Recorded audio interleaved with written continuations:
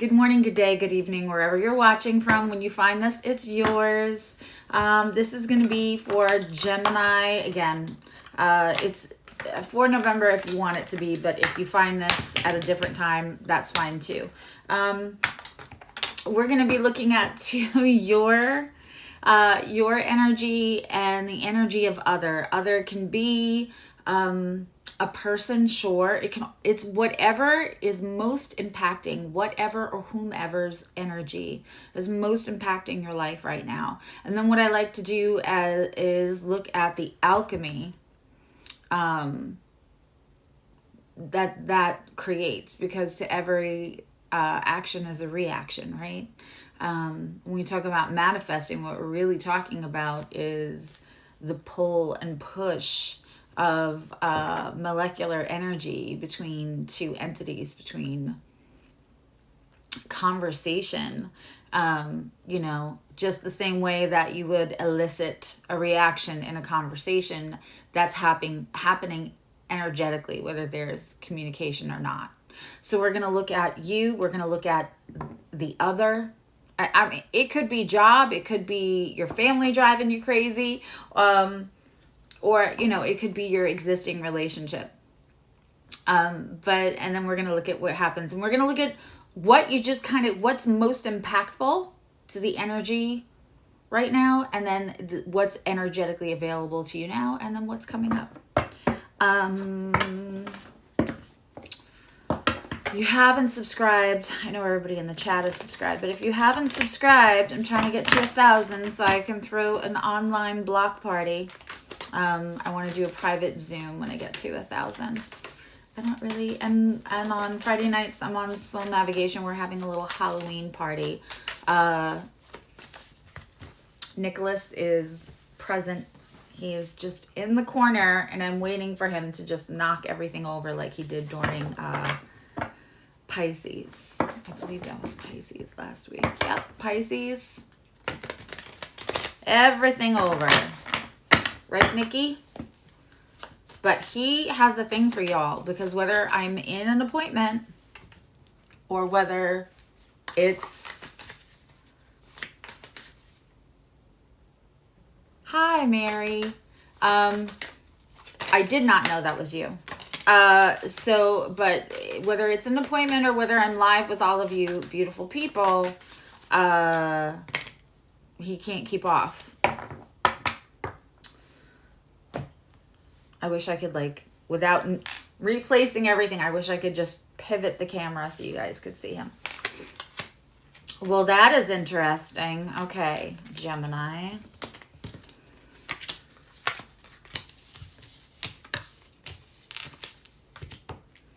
Okay, Gemini has an extra card here. Let's push you a little further back.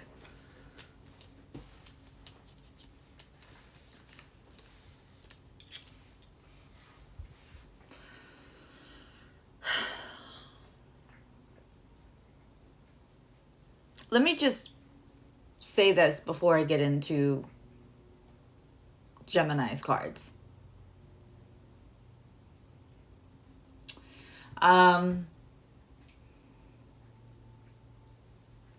There's a big shift right now. Client after client, I feel like everybody feels tested, and I get that.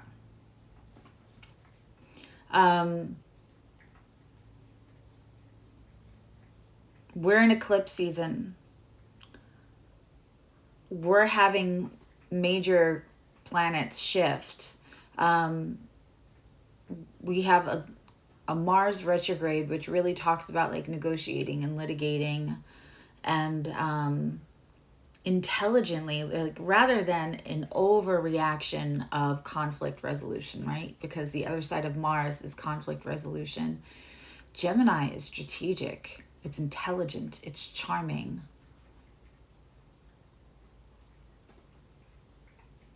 It approaches things from an intellectual level, from a cerebral level, and through communication, right? Very different from Mars and Aries, or even Mars and Cancer, which would make you stew a little bit. It's not passive aggressive.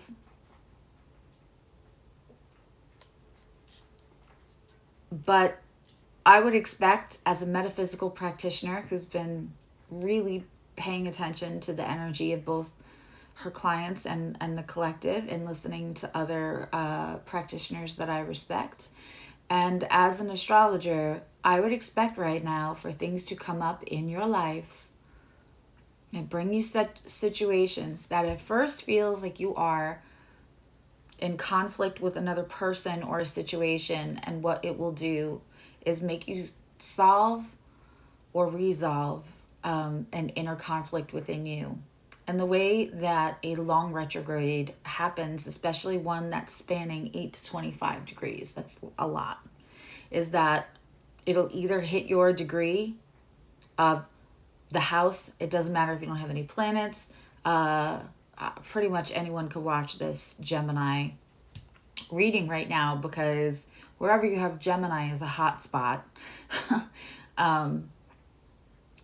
In 3 days, it goes retrograde, which means it's stationing right now. The energy is palpable if you have any Gemini placements around 25 degrees.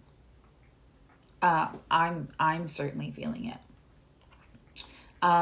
But situations are going to come so that you can litigate, so that you have the opportunity to restructure, reevaluate.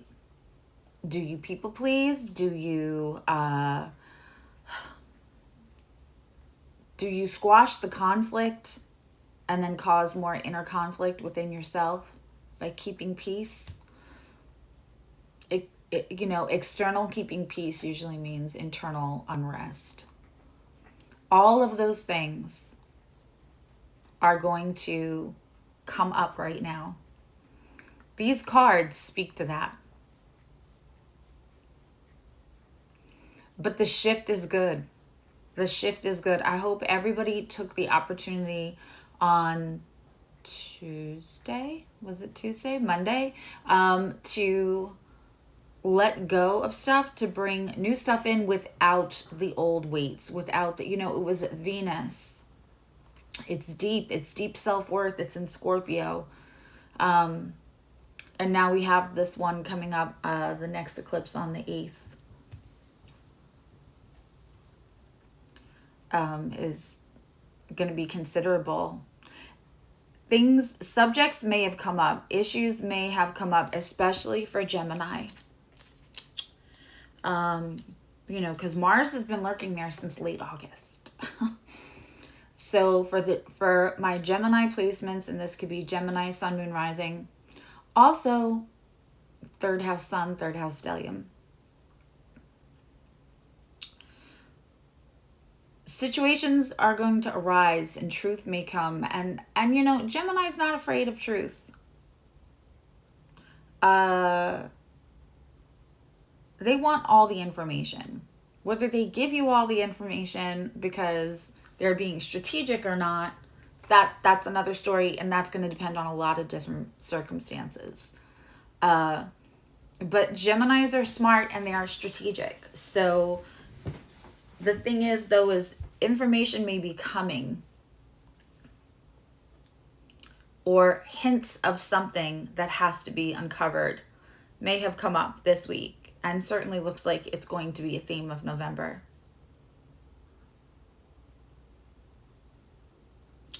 All right, so the energy you're coming out of, and I'm glad that you're coming out of it, is the 9 of Cups in reverse. So the 9 of Cups is like the self-esteem. I always say, like, you need the 9 of Cups before you can get to the 10 of Cups, because you need to feel like you're okay by yourself, so that you're not looking for somebody to complete you, that you realize that, like, you're the prize, and you're okay if you have to be by yourself. So when it's in reverse, we're talking about an energy that isn't feeling great. It speaks to self-worth. This is for everyone in here, and I know that I have some really great men in our collective here. But if you feel like you're on the side, of the oppressed side of oppression, or you feel like you've had less power in a situation, I gotta tell you, this is when people will understand their power. We kid around and we call it like, I'm having my villain phase. But what's crazy is, in this society, the association with villain just means no longer taking any shit, no longer devaluing our time, how quickly we return a text, all of those things. Being breadcrumbed is not something that intellectually and without attachment to a person or a relationship or something we really want. Of course, there's not one person, I don't think, that's in my collective that would be like, yeah, I don't want to be breadcrumbed, and I won't take breadcrumbs. But sometimes the strongest people, when they are really in love and really invested in someone and see that person as their future, will respond to breadcrumbs, because we don't interpret it that way. I want to see that Nine of Cups turn around for you, and we're going to clarify, but I want to see that Nine of Cups turn around for you, because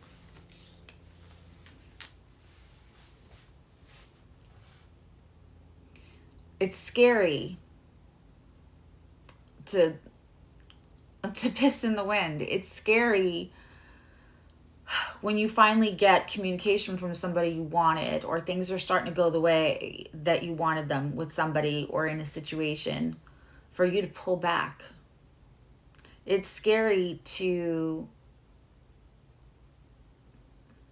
not meet them more than halfway and risk that that's not enough for them, because now you're flipping the script. Now you're changing your behaviors and how you interact with them, how you exchange with them. It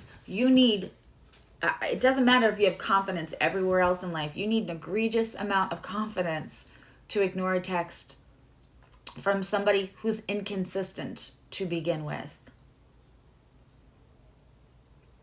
If someone is inconsistent to begin with, when we get that communication, we want to respond. And it's how you respond.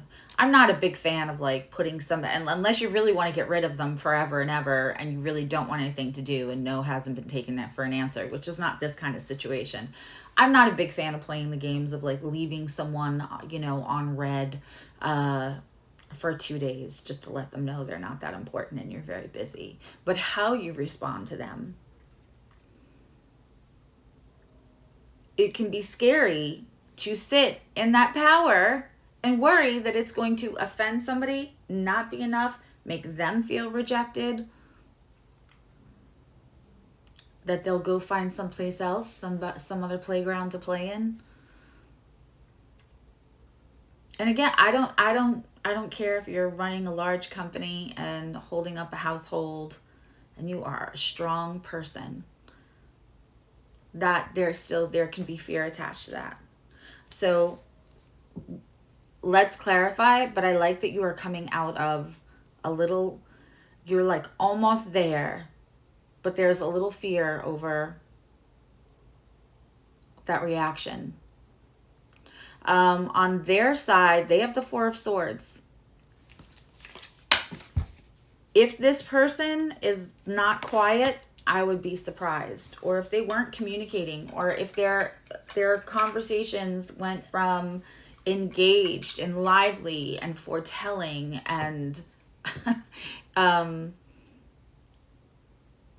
and full of detail and almost enthusiasm, to quiet, pulled back. Is anything wrong? No. We good? Yeah. Those one-word answers. I think of this as the quintessential Gemini card. We have the Two of Swords in the alchemy in the beginning between the two. The Two of Swords is about indecision, and that blindfold is to tell you that it's not one thing or another. It's so Gemini, because Gemini gets pressure sometimes to be one thing or another, and they don't have to be. They can be just them. They can make decisions on their own regardless of the pressure they feel. That's when Gemini, Geminis get a bad rap. Geminis get a bad rap, and you'll hear people say Geminis are devious or they're liars or this, and I'm sure that does not apply to a lot of people in my community. But one of the reasons Gemini just might not be completely forthcoming or hold a little truth for themselves is that they feel pressure sometimes from other people to pick a lane, to like be what somebody wants. When somebody falls in love with a Gemini, you have to genuinely fall in love with all of their different parts. That's how we're supposed to fall in love with everybody. We just can't fall in love with the parts that we like. But Gemini often feels the pressure to just keep being the person, perform in the way that made that person happy in the beginning.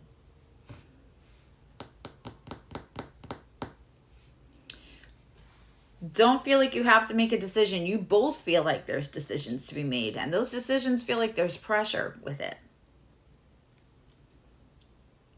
It was like instantly, this feels like a deep reading. Okay. That's the energy that everybody's coming out of, or that most recently and impacted. And it could be that they were quiet for 6 months, or they could just been quiet for the week. And what's harder that I feel like nobody talks about, we like put things in like box A or box B. Like either we don't want them anymore, or we can't wait for them to come back. But what if we want them to come back, and also we just don't want it to come back the way it was? We want a different behavior.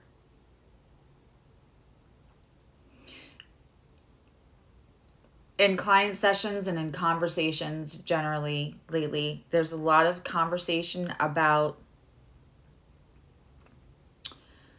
faith, hope, and the loss of what feels like power in the situation when we feel like the faith and the hope has to be put in the other person to be different. And what we don't look at is the idea that how we could interact will be different, and then that will cause a different reaction from them. We can feel really powerless when we think, I want this to come back, but I really want it, to be different this time. It's not a Gemini specific hope or wish. I think every human has been in a situation where they're like, I don't want to lose this person, but I just want it to be different. Or if this comes back, I need it to be different than last time.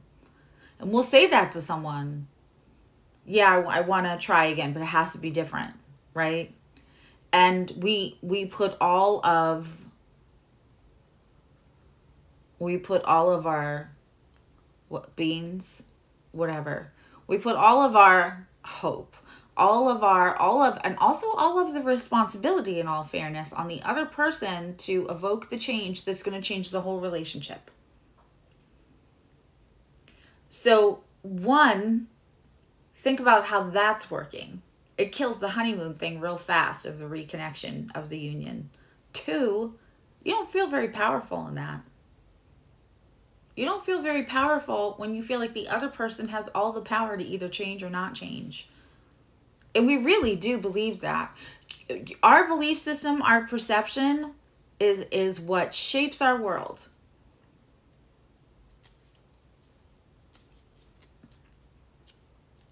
So when they say it takes 2 to tango, but maybe that person was talking to somebody they shouldn't have been last time, or being angry, or having some kind of behavior that's just not acceptable, right?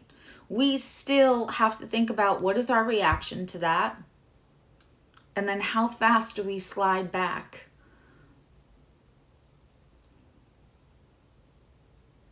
You can clearly see where somebody did something that was unacceptable in a relationship and that caused a drift, right?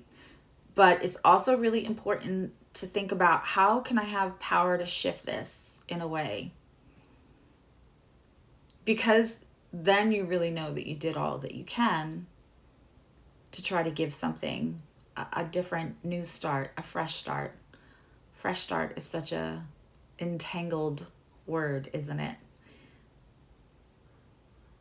So faith and hope seem like something we want and we cling to, and then we have resentment towards when it doesn't work out the way we want it to.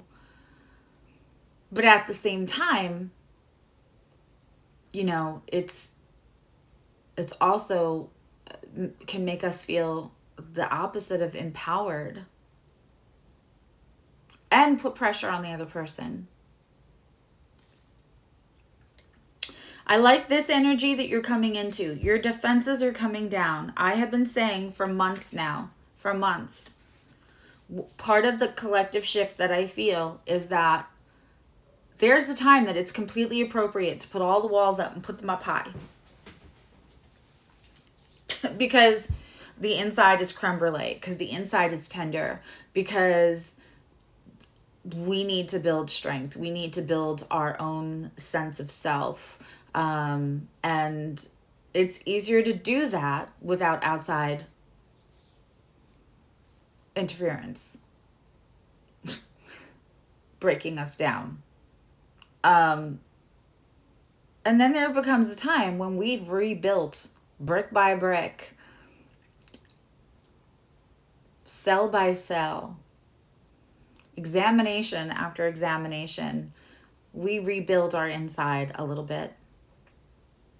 And when we do that for ourselves, again, the power dynamic is that if we've done that on our own, not because somebody came and kissed the boo-boo, not because somebody made us feel valuable, because we found the value in ourselves in absence of another person's interaction with that, it's strength that people can't take from you. And that's when we can start to take the walls down a little bit, because it's not as tender, it's not as fragile. And that's what you're stepping into, Gemini. Which makes me really, really, really happy for you and like proud.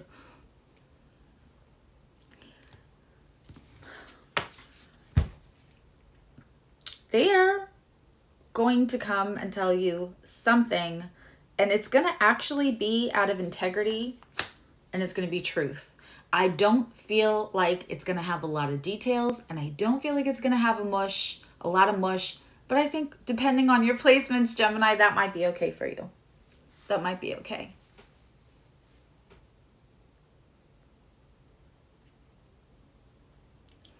What's interesting is that for a lot of you, the way that this used to come back together, because Gemini is great at the sexting. Gemini is great at a spicy text. It used to come back in a spicy way. I don't see that happening this time. It used to come back in like a spicy way. That's how the reconnection would start. Instead of talking about anything real, the door was opened with the way that, you guys know you can get to each other. That's being put on pause. It feels really important to tell you, Gemini, if like at first you hear from them and you're like, I'm not going to do the thing that I normally do, which kind of teaches them I'm low maintenance, right? Sometimes we don't mean to, but we tell somebody without telling them, I'm low maintenance. You can just disappear for as long as you like. And then when you come back, I'll be right here. I'm going to give you a modicum of shit for a very little amount of time. And then you're going to charm the pants off of me. And I'm just going to let you do all the stuff you always did, right? Piss me off, not pick up your underwear off the floor, whatever it is. This time, you want to shift the energy and you realize that it can be different because you're different. You could be different because you have a full sense of worth. It can be different because you're going to risk that little bit of unsafe feeling of if their reaction takes a minute. If they need a minute to recalibrate to this new version of you, which doesn't have to be rude and it doesn't have to play games, but it's just a little bit more confident. That's going to, on the other side of that, like it being scary that they won't react the way that you'll be the reason it doesn't work out because you stood your ground, because you didn't go back into the old behaviors, right? If that feels scary, the other side of what that does is that absolutely builds strength.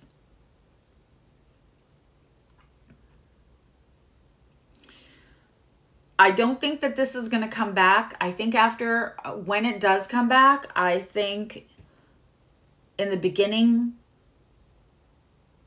you're going to be proud of your boundaries. And if you're cross-watching, this may be for you because it's in the middle. It's the alchemy. Both of you are going to be wondering about the other's actual interest. Well, maybe they just want to come back as friends because they haven't told me I'm cute. They haven't asked for a picture. You know, they haven't asked me what I'm wearing.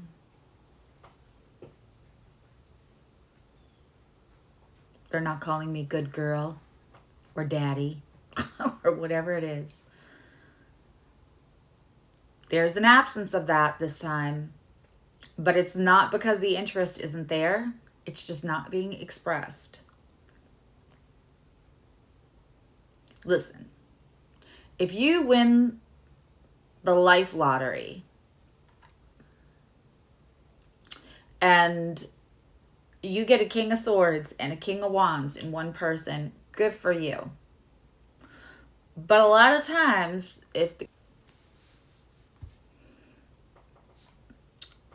because the subject matter is passion, the subject matter is fun, the subject matter is creativity. It's not, let's sit. I mean, not everybody wants to have 12-hour conversations about what went wrong. They just want to if we're going to get back into this, I don't want to be drained by a conversation every other day.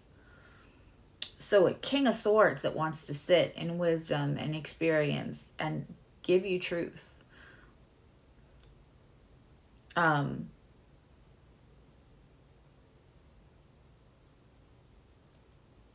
There's an intersectionality where the King of Wands has to come in to make a relationship work, right? Especially for a Gemini, because you can't bore them. That's as good as gone. But for right now, I do not want you. I get what you're doing, Mary. I get it. So don't think that I'm thinking that that's anything. I totally get it. There will be an intersectionality where the King of Wands comes back, and you need that. But for right now, I don't want you to feel less attractive. We need this to turn around and not to be taken off the table. So if you're not receiving the overtures that you normally do, don't fret. What's energetically available? Everybody take a deep breath. Don't get excited. Coming up for you is the Tower. Now, I picked these cards. If you've ever watched me, you know I have 5 gazillion decks to choose from. That is, do you see the shelter? There's butterflies, there's rebirth, there's shelter. A Tower is coming. It's going to be an aha moment. an aha moment that's big.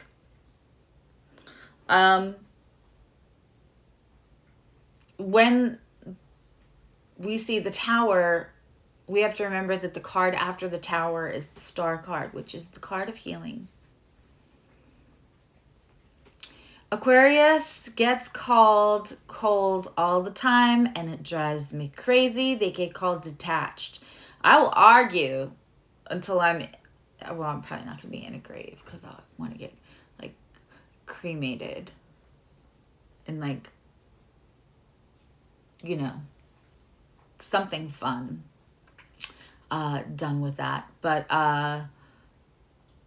until the day that I'm no longer on this earth, I will argue, and probably in the next lifetime, that Aquarius just has less unhealthy attachments.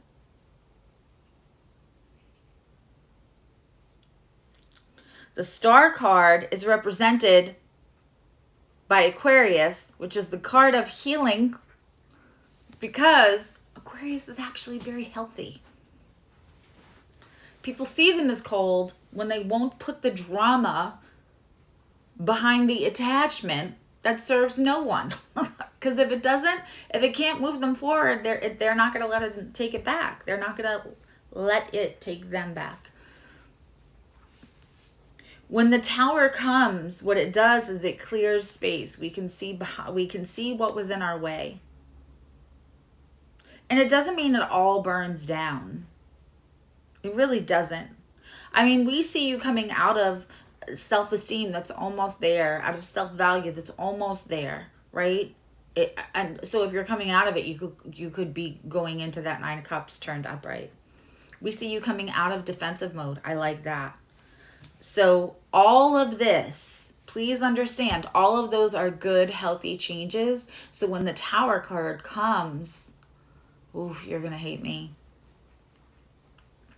The Tower card is brought in by the shift in your energy, in your actions, by your new healthy boundaries, not just walls. There's the difference between healthy boundaries that let you vet out things that could cause you harm and take you backwards, right? And just straight up walls. When the Tower comes, you and your team brings that Tower in to start. You know, we always say, I want a fresh start with this person. Then let's clear all the other stuff out of the way. That's what you have. I mean, the overall reading, the overall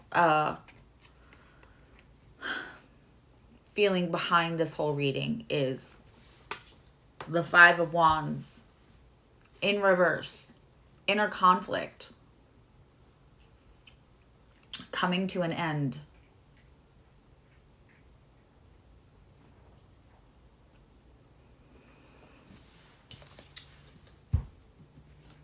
They're deconstructing.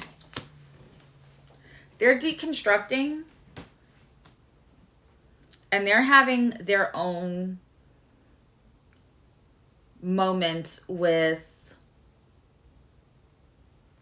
hierarchy and, you know,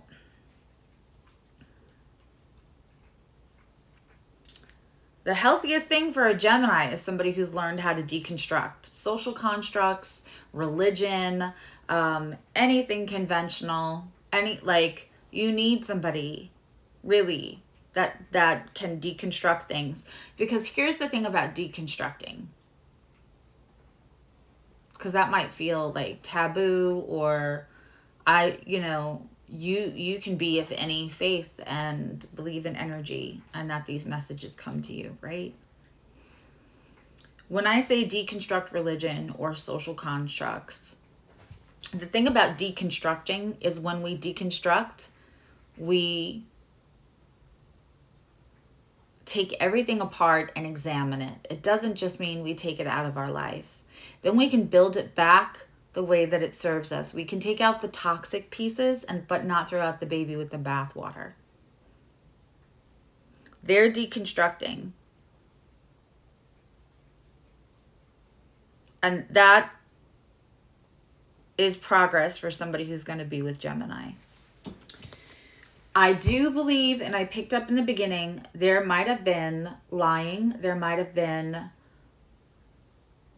something that wasn't fully honest. The fact that the King of Swords is here, right, on their side, the fact that this feels like something that got quiet and that it's coming back together.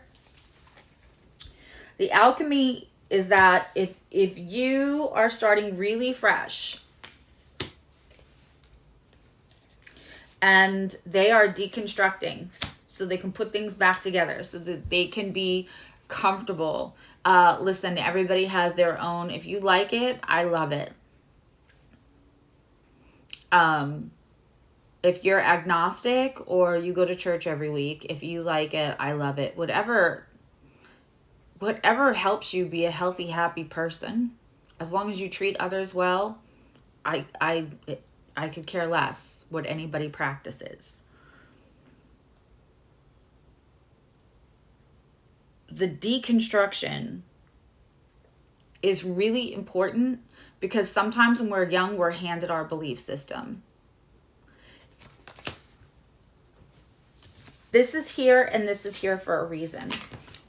Until we know ourselves, until we are practicing and conducting ourselves on a daily basis in our life, in all subjects, in a way that feels absolutely true and honest to what we want, how we feel, what feels good to us through our experience, through our growth, through our pain, through our healing, all of that.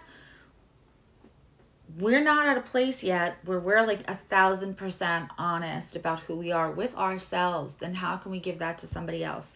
Somebody else can only be as honest about who they are as they know themselves to be. And that seems to be a huge theme here.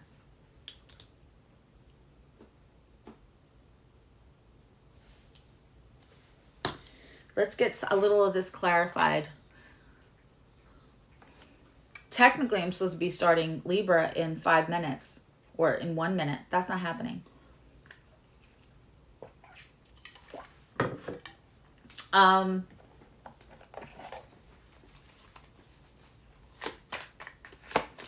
don't clarify the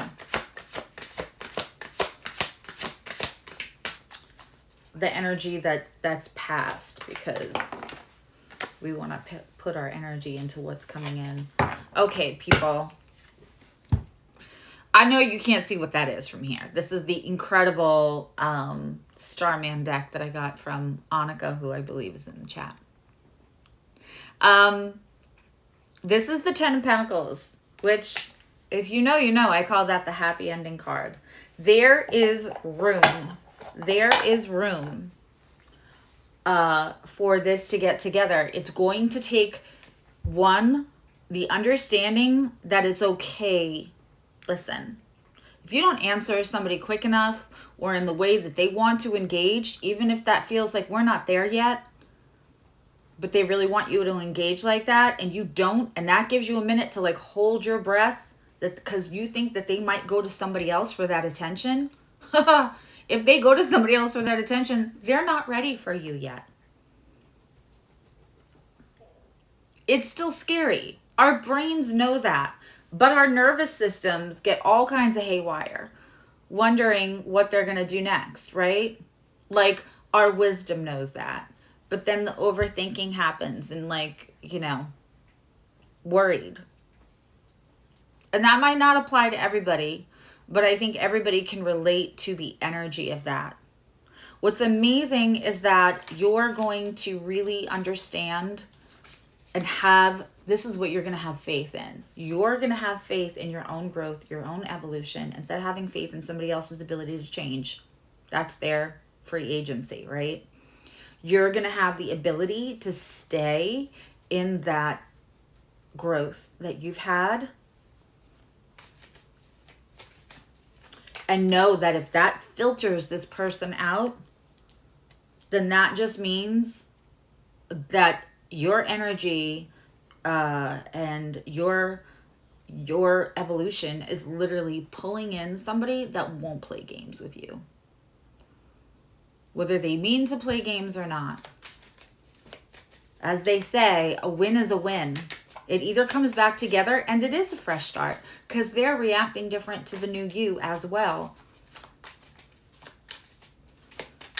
Or it makes room for somebody who's only willing to play on their terms. You know, I mean, my ego is loud, but I am listening to my soul. I'm striving for spiritual enlightenment, truth, wisdom, deconstruction, looking for a way that feels authentic to them to get to that other place. Let's grab a map of the world for you, Gemini. And then I am doing Libra right after, but I'm going to try to figure out the lights in here. All the lights on, I can't function at the end of the day. And I have readings to do and all kinds of computer work to do today. So I don't want to like kill my eyes. We have Sacred Pool. Let's read it.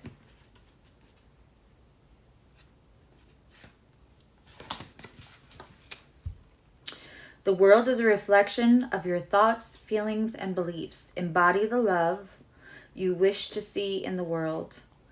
When we look into the mirror, do you like what you see? This card asks that you focus on self-love and self-esteem. I love an oracle card for backing up the reading, but these came through. These oracle cards really just say less. They came through. It is about self-esteem. It's about standing, not even to like, yeah, of course I think I look good, or of course I know I'm smart and I have my stuff together, or I'm able to meet. Maybe you don't have your stuff all together, because that would make you like 95%, I believe, of humans that don't always feel like they have everything together. But what I'm saying is that you know that there's a list of reasons why you should feel good. And there's that one little thing, and it's usually tied to childhood trauma. It's usually tied to our first rejection that we don't feel fully confident in. And sometimes we're really good at faking it. We look like, you know, being a badass.